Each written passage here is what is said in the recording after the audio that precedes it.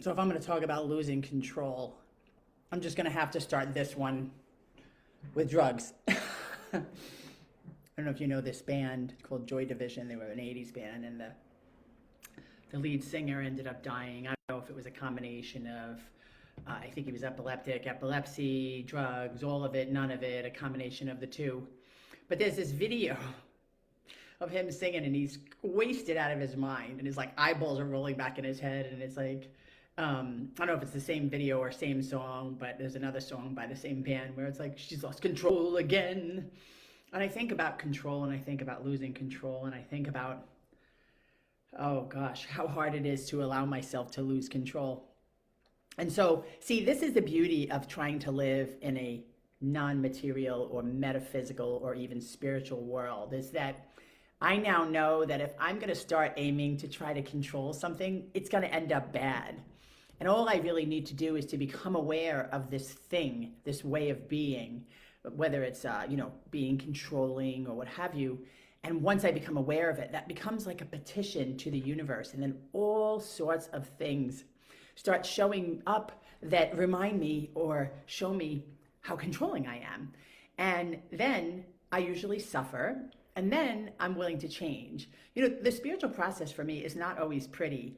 And the thing is that I'm not always clear about how it shows up and what it is when it starts happening. So let's just say I'm losing control, or I'm feeling like, oh God, I'm aggravating people by being controlling. And so I think I'm going to like stop doing that. Maybe I do a little like, help me to the universe. And then what happens is it's like, yeah, things start to show up, but it usually starts with this, like an abundance of people showing up who are controlling like every little last thing. So maybe I'm part of a group and we're working on an event together, and there's always a person in the group who's got something to say, who wants to tell people other people how to do it, who wants to control the group, control their own person. And they're really controlling themselves, right? Because they need to be in charge.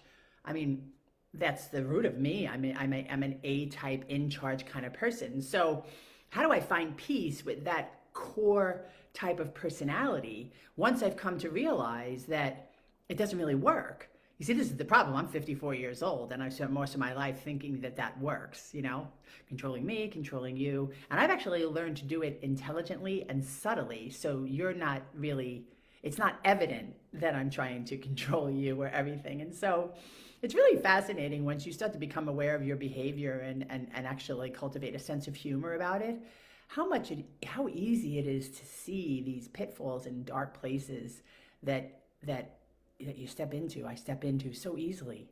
So easily. I mean, despite tons of knowledge, despite a real strong sense of self-awareness, I mean, it's just almost always easy to step back into that.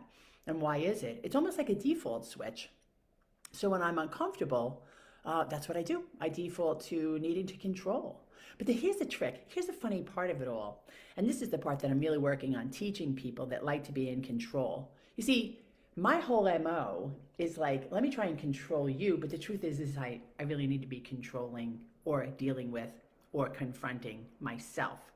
But you see, if I turn the attention away from myself, I don't have to feel the dark, difficult, or overly emotional feelings that are behind my sense of lack of control, right? Because you see, if I was willing to look at those things, I'd have no need to control you because you wouldn't bother me. And then, for me, this is very law of attraction-y, so take what you like and leave the rest. Once I heal that in me or become better, or at least, minimally ameliorate, my need to control or that knee-jerk reaction, what happens is less and less people show up in my life that try to control me. It's really fascinating stuff. And I've been working at this for years. And if you're smart like me and you're logical and you like everything to be black and white and make sense and crossing your T's and dotting your I's, shit like this probably sounds to you like it's like a little woo-woo, right? But it's real. It's really real.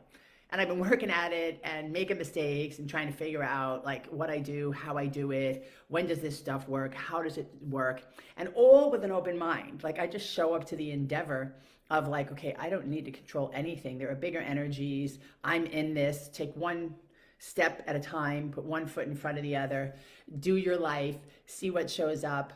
And then, I either end up sad or not so sad or happy or not so happy. And then I can take a look at like, what were the things that transpired that fed my happiness, that fed my misery.